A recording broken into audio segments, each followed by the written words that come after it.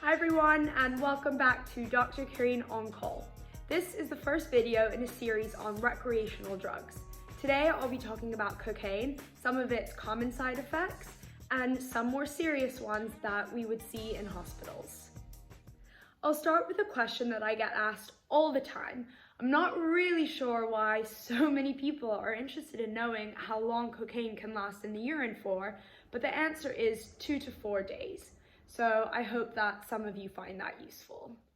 Now that's out of the way, I want to give you a very brief and interesting history of cocaine. So cocaine is the active ingredient found in coca leaves in South America. The indigenous people for thousands of years in the Amazon and Andes used to chew coca leaves for an energetic boost. When scientists isolated cocaine, they discovered it made their tongues numb and realized it could be used as an anesthetic agent. For years, cocaine was used in eye surgeries until too many people died of accidental overdoses and it was withdrawn from the legal drug market. Maybe what you'll find most interesting is that when Coca-Cola was founded, it was first made up of sugary syrup and cocaine, making it hugely addictive and the company very successful. Okay, now let's talk about some of the complications we see when people take cocaine, starting with the most common. Lots of people suffer from headaches, nosebleeds, and sinus infections because cocaine is an irritant when it's snorted. Taking cocaine for many years can cause nasal collapse. The reason this happens is because cocaine can decrease the blood supply to the nose, causing part of it to die and to collapse.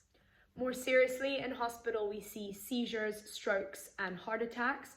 These don't just happen to people who regularly do cocaine, but to people who take cocaine for the very first time. Cocaine can cause prolonged erections. It's important for men to get themselves to A&E if this happens, because the longer it lasts for, the more likely it is to not regain sexual ability. The last side effect I'll talk about is an uncommon one, but I've seen it now a few times in hospital, which is a horrible rash that some people get, not from cocaine itself, but from a cutting agent called levimazole. We used to use levimazole to treat parasite infections, but not anymore because of these terrible side effects. The reason it's so commonly found in cocaine is because it bulks it up and makes it more addictive. And that's all you need to know about cocaine. Thank you so much for listening, and stay tuned for my next videos in this series. I'll be talking about marijuana, opioids, benzodiazepines, and mushrooms, the magical kinds.